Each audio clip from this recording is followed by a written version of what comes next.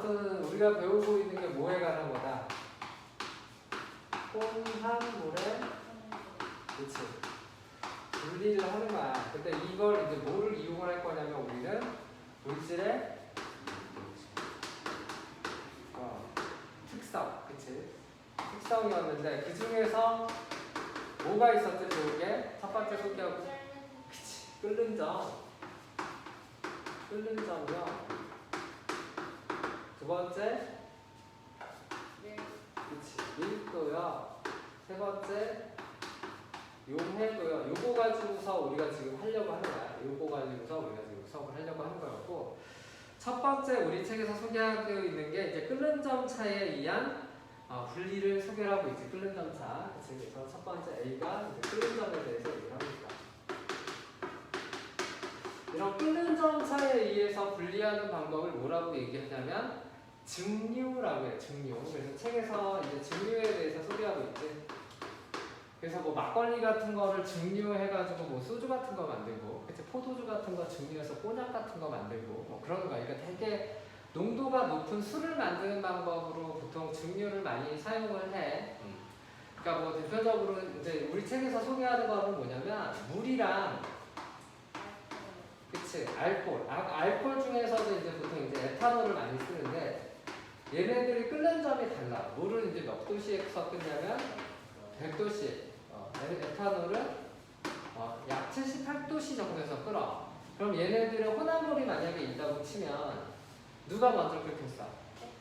그치. 가열국선을 그려보면 에탄올이 먼저 끓는다. 그래서 얘네들이 온도가 올라가다가 에탄올이 끓기 시작하면서 이렇게 됐다가 다시 올라갔다가 이렇게 되는 뭐 이런 식의 이제 그림들이 책에 소개되어 있지. 그치?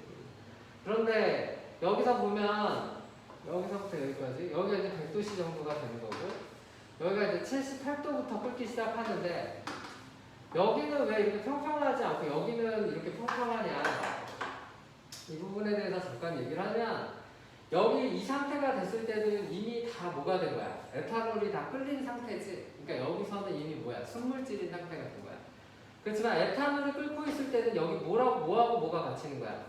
에탄올하고 그치 물이 같이 있기 때문에 혼합물인 상태인 거지. 그래서 에탄올이 그러니까 기화하는 거를 이제 수증기구 그러니까 그 기화하는 거를 물이 막 방해를 하는 거야. 그래서 방해를 하기 때문에 얘네들이 끓는 점이 점점 이렇게 높아지는 이런 현상들이 나타난다고 얘기했어. 혼합물의 특징이라고 얘기했지.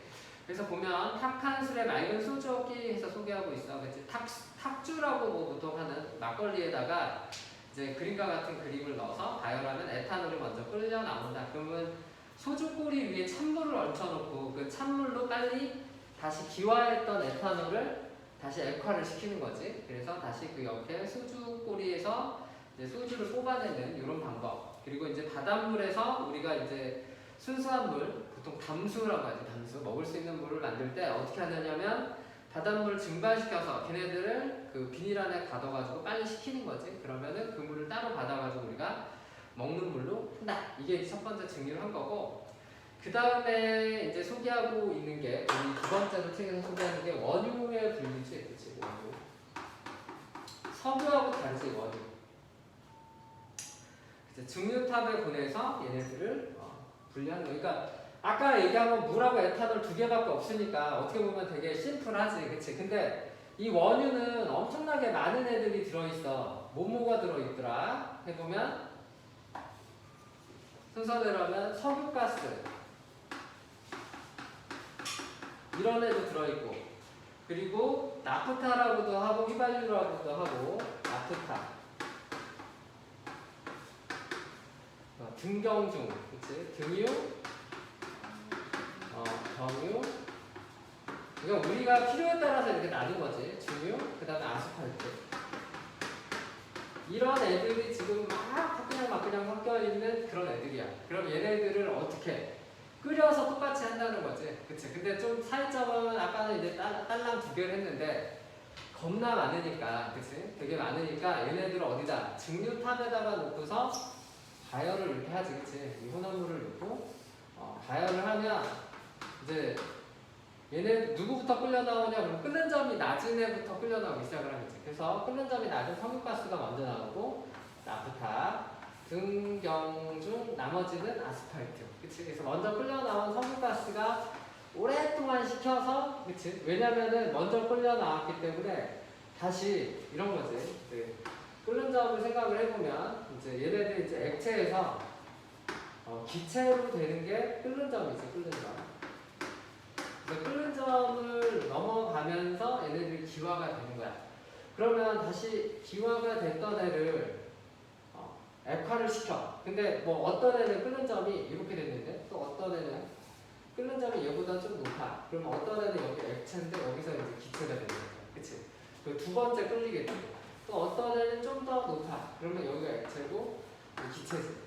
그러면은 얘가 2 물질이 이제 1번으로 끌리고 얘가 2번으로 끌리고 3번으로 끌리겠지. 맞아? 온도가 막 올라가는데 다시 액화를 시키려면 어떻게 돼? 그 온도가 막 올라갔다가 다시 액화를 내려주면 다시 온도를 쫙 내려줘야 돼. 그치? 온도를 쫙 내려주려면 어떻게 돼? 오랫동안 식혀야 돼. 그치? 그러니까 얘는 이렇게 해서 딱 기화가 됐으니까 식히는 거는 또 대신 요만큼만 식히면 되지. 얘는 늦게 끌렸기 때문에 조금만 식혀도 금방 액화가 돼. 그치? 그러니까 증류탑 꼭대기에는 누가 와야 돼? 이 물질이. 그치? 이게 석유가스라고 하고 앞자만 쓸게. 이게 나프타라고 하고. 등유라고 하면 누가 제일 먼저? 석유가스가 먼저 끌리기 때문에 식히는 것도 제일 오랫동안 식혀야지 액화가 되는 거지. 그치? 그러니까 증류탑의 제일 위에 누가 있다? 여기에 바로 석유가스. 얘가 여기 있는 거고. 그 다음에 나프타. 이 순서 기억을 해야 돼. 그 다음에 등경중. 등유, 경유, 중유. 그 등경중학교라고 알아? 이따 붙여. 등경중, 등경중. 그 다음에 아스팔트가 있는 마지막에 나왔죠. 아스팔트. 이게 잘 안 외워져서 등유, 경유, 등경중, 아스팔트다. 그치? 그래서 이런 것들을 이제 우리가 이제 끓는 점을 이용해서 나눈다. 그런 내용이 되겠어요. 자, 오른쪽에서 소개했던 것들도 있었지. 이제 소금물의 이제 증발이라던가 에탄올의 가열, 공기의 분리도 똑같은 방법을 사용을 하지. 보면 이제 물론 이제 온도가 레벨로가 달라. 기초의 질소가 끓는 점이 마이너스 195.8도니까 그래서 증류탑 제일 위에 누가 있는 거야? 질소가 있는 거야. 끓는 점이 제일 낮은 게, 그치? 그 끓는 점이 낮은 게 제일 높이 있지. 그치? 낮은 게 제일 높이 있어. 여기서도 보면은 질소가 마이너스 195.8, 아르곤이 마이너스 185.8, 산소가 마이너스 183.0. 그러니까 제일 낮은 질소가 증류탑의 제일 위에 있지. 여기서도 보면. 그림 보면. 그래서 제일 낮은 애가 제일 위에 있다. 끓는 점이 낮은 애가 제일 위에 있다. 이제 그 사실을 좀 잘 보시도록 해요. 자, 그 다음 뷰테인하고 프로페인 같은 경우도 만약에 이제 가스, 이거는 이제 우리가 상온에서 보통 가스로 보는 거지. 이미 얘네들은 앞에 거랑 다른 건 뭐냐면 얘네들은 지금 어떤 상태야, 현재. 지금 선생님이 실험한 것들은 다 현재 액체 상태인 거를 얘기를 하는 거야. 현재 액체 상태인데 지금 이렇게 된 거지. 한 이 정도 된 상태를 얘기한 건데 이제 프로페인이나 이제 그런 친구들은 어떻게 된 거냐면 지금 이런 상태인 거지. 프로페인이나 이런 거. 지금 상온에서 이미 끓는 상태야. 그래서 마이너스 5도씨에 이미 뷰테인 같은 거는 끌렸고 그 다음 프로페인 같은 경우는 마이너스 142.1도에 이미 끌렸어. 그러니까 뭐라고? 이런 거지. 그러니까 지금 얘네들을 다시 한번 해볼게. 이거 지우고 아까 전에 한 거를 다시 한번 해볼게. 이게 혼자 하면 좀 어려워서. 그러니까 이런 거지.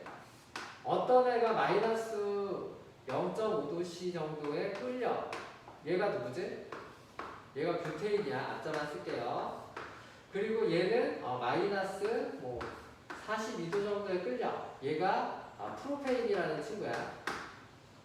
그런데 우리가 사는 세상은 한 25도 정도 되잖아. 그치? 그러니까 지금 이게 현재 온도가 된단 말이야. 현재 온도. 그럼 둘 다 지금 무슨 상태야? 끌린 상태야. 그럼 얘네들은 어떻게 하는 거야? 온도를 떨어뜨리는 거지 밑으로. 그럼 누가 먼저 액화가 되겠어? 뷰테인이 먼저 액화가 되겠지. 그래서 뷰테인이 먼저 액화가 돼서 내면 되는 거지, 그치? 근데 왜 여기 소금물이 섞인 얼음에다가 넣을까?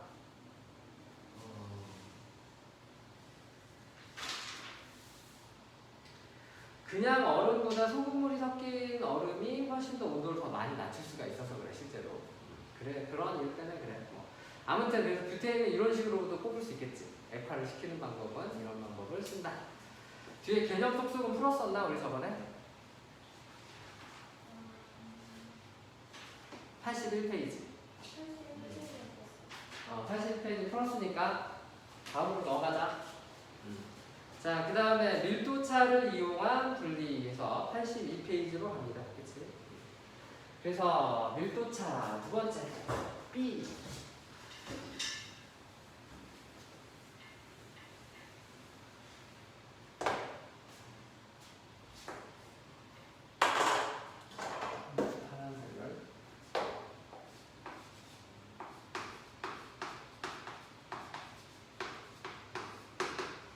밀도차를 이용한 분리에 대해서 소개합니다. 첫 번째, 고체온합물의 분리. 고체온합물이라고 하는 거는 어떤 거겠어? 이름 딱 봐도.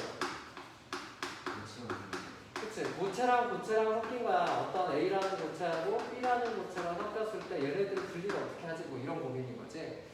그래서 보면은 소개하고 있는 게 이제 밀도가 하나가 크면 하나가 당연히 이제 밀도가 큰 애를 하나 소개를 하고 다른 쪽 하나는 밀도를 작은 거를 이렇게 해놓고서 놔두는 거지. 그래서 뭐 예컨대 여기 벽시 같은 것들 있잖아. 쭉정이하고 좁은 벽시 이렇게 있으면 벽시를 볼 일이 있으려나 모르겠지만 그 쌀알, 그치? 별을 이렇게 탈곡을 하면 알갱이가 알찬 애들이 있고, 자 속이 이렇게 좀 빈 쭉정이 같은 애들이 있어. 그런 이제 쭉정이는 이제 필요가 없으니까 어떻게 하는 거야? 물에다가 넣으면 알갱이들은 무거우니까 가라앉고 밀도가 크니까 쭉정이들은 위에 이제 뜨는 이런 현상이 나오는 거지, 그렇지? 근데 여기는 물을 뭐를 쓰냐면 소금물을 써, 소금물. 그러니까 소금물을 쓰면은 이제 밀도가 좀 더 크기 때문에 얘네들이 이제 부력을 받기가 좀 더 좋아져. 그 바다에서 수영하면 좀 더 잘 뜨는 거 알아? 파도 때문에 좀 힘들긴 하지만 바다에서 수영하기가 더 쉬워. 유력만 아니야. 마찬가지야. 얘가 더 소금물에서 하면 좀 더 잘 뜨게 되겠지, 그치? 그래서 이렇게 쭉정이하고 좋은 벽시 이런 애들을 우리가 이제 구분을 할 수가 있다. 뭐 그런 내용이 돼 있고, 이제 뭐 오래된 달걀하고 소금물을도 이렇게 구분할 수가 있겠지. 그러니까 계란도 마찬가지야. 계란도 이렇게 있으면 계란이 보면은 얘도 이제 이렇게 보면은 숨구멍이 이렇게 있고 이 구멍 쪽으로 얘네들도 계속 수증기가 날아가 오래되면. 그러니까 실질적으로는 계란의 탄산칼슘 소개는 그대로인데 시간이 지나면서 수분이 날아가니까 액체가 이렇게 빈단 말이지.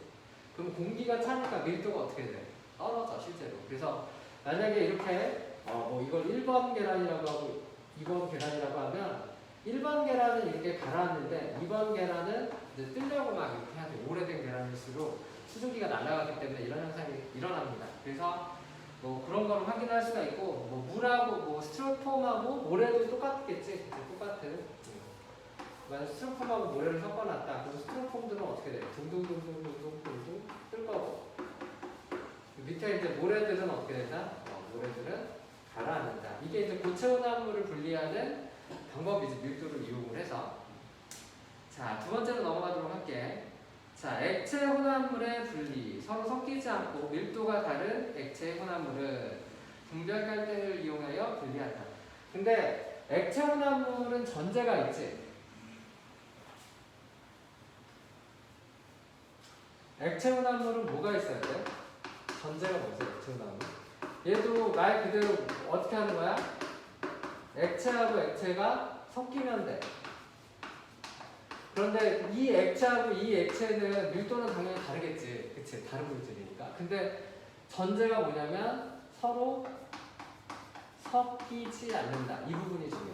섞이지 않는다. 만약에 둘이 섞여버리면 분리하기가 되게 어려워져 실제로. 그러니까 기름하고 물처럼 섞이지 않는 경우에 이 방법을 사용을 하는 거지, 그치? 그래서 아까 이제 고체 같은 경우는 이제 뭐 밀도가 이제 큰 애가 있고 밀도가 작으면 밀도가 한 중간 정도 되는 뭐를 사용하는 거야? 액체를 그냥 사용을 해가지고 딱 분리를 하는 방법이었지, 그치? 근데 여기서는 어차피 안 섞이니까 얘네들은 분별 깔때기 같은 데다가 이렇게 집어넣는 거지. 그래서 분별 깔때기에다가 만약에 이렇게 기름하고 물을 이렇게 집어넣게 되면, 그치? 물이 좀 더 무겁지. 물이 이렇게 있고 위에 이제 뭐가 뜨게 된다. 이제 기름이 이렇게 뜨게 돼. 그러면 어떻게 한다? 여기 분별 깔때기 아래 이제 코크에 해당하는 애를 이렇게 열어줘. 그리고 여기서 똑똑똑똑똑 떨어지는 애들을 받으면 얘네들이 이제 뭐가 된다는 거야? 물을 이렇게 분리를 해낼 수 있다. 뭐 이런 거지, 그치? 분별 깔때기. 자, 그래서 이제 밀도가 이제 큰 애가 위쪽에, 작은 애가, 그치? 여기에 있다 이거지. 밀도가 큰 애가 여기 있고, 밀도가 이제 작은 애가 여기 뜬다. 이 얘기를 하고 있습니다. 그래서 뭐 식용유하고 물, 참기름하고 간장, 그치? 에테르하고 물, 그리고 사용화탄소하고 물. 여기서 이제 조심할 건 뭐냐면 다른 애들은 다 누가 먼저 가라앉았어? 약간 물스러운 애들이 가라앉았어. 간장하고 참기름이 있으면 간장이 물 쪽이잖아, 그치? 근데 조심할 건 사용화탄소는 누가 더 무겁다? 물보다 사용화탄소가 더 무거운 거지, 그치? 반대로. 그래서 물보다 더 무거운 애가 사용화탄소라는 애가 있다라는 거는 기억을 좀 해주셔, 오케이? 그러니까 뭐 여기서 나온 것처럼 만약에 이제 간장하고 뭐라 참기름 이렇게 나오면 우리가 이제 경험적으로 알지. 너네도 꽤 살았지 않니? 그치? 간장이 좀 더 밀도가 크다는 걸 알아. 그런데 이제 사용화탄소는 약간 이제 사용화탄소 하고 물이 있으면 누가 더 크다? 사용화탄소가 더 크다. 그러니까 좀 특이한 경우이기 때문에 기억을 좀 해주시는 게 좋아요. 이거는. 그러니까 보통은 기름 성분들이 조금 더 가벼워 대부분. 근데 사용화탄소가 큰 경우가 이 경우가 있다라는 거 좀 기억을 해주세요. 자, 그 다음에 밀도차를 이하 분리해가지고 세 번째 나오는 게 사금 채취. 이제 여기서는 이제 얘들을 소개를 하고 있어요. 세 번째 목차에서는 얘들을 소개하고 있지. 그치? 그래서 얘가 뭐가 있니? 그래서 첫 번째 소개하고 있는 게 사금에 대해서 얘기를 하고 있어. 지울게. 사금이 뭔지 알아?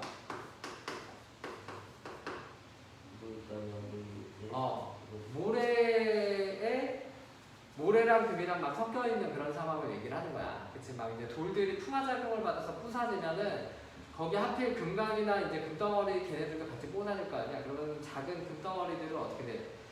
이 사금을 채취하게 생긴, 그치? 여기다가 넣고서 모래 그릇에 넣어서 흔드는 거지. 그러면은 금이 밀도가 커요. 금만 남게 되는 거예요. 금덩어리만. 그리고 바다에 유출된 기름 제거. 그치? 바다에 기름이 유출되면 오일 펜스를 설치를 해서, 그치? 흡착포를 이용해가지고 제거를 한다. 옛날에 우리나라에서도 이런 거 있었지. 아니? 바다에서 바다에 만약 기름이 이렇게 둥둥 뜨면 이것들을 우리가 이제 제거를 해야 되는데, 그치? 제거를 해야 되는데 어떻게 제거를 한다? 얘네들은 이제 오일 펜스로 이렇게 묶는 거지. 그러니까 이렇게 큰 펜스를 쳐가지고 오일이 막 이렇게 있으면 이게 뭐 아니면 원유가 누출됐거나 그러면 이런 친구들을 어떻게 한다? 오일 펜스를 묶어가지고 얘네들을 점점 묶는 거지, 그치? 이게 간장 뜬 애들 묶는 것처럼 묶어가지고 얘네들을 한 곳으로 이렇게 몰아 넣는 거지. 이렇게 오일 펜스 안쪽에 이렇게 몰아 넣고 나서 여기 있는 애들을 이제 흡착포 같은 걸로 둥둥 떴으니까 손으로 닦듯이 이렇게 흡수해서 닦아서 버리는 거지. 안 그러면 이제 여기 있는 해양 생물들이 이걸 다 먹을 테니까. 그치? 그러니까 오일 펜스 같은 것들도 뭐 이런 거가 되겠죠. 오일 펜스. 그 다음에 마지막으로 소개하고 있는 게 혈액 분리지. 혈액 분리. 그래서 원심 분리액에다 넣고서 혈장은 위로, 혈분은 아래로.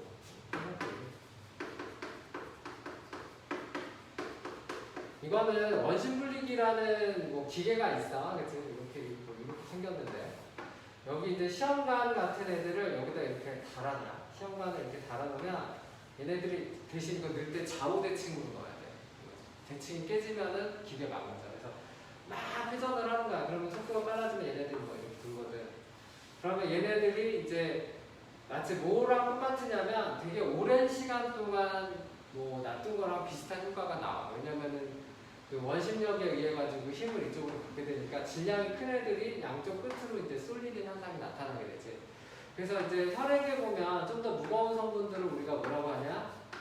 혈구라고 하지. 적혈구, 백혈구 이런 애들. 좀 더 가벼운 국물 성분들을 우리가 혈장이라고 하는데 혈장하고 혈구를 빠른 시간 내에 이렇게 구분시켜주는 뭐 이런 장치도 이제 밀프차에 의한 분리다 이렇게 얘기할 수가 있습니다.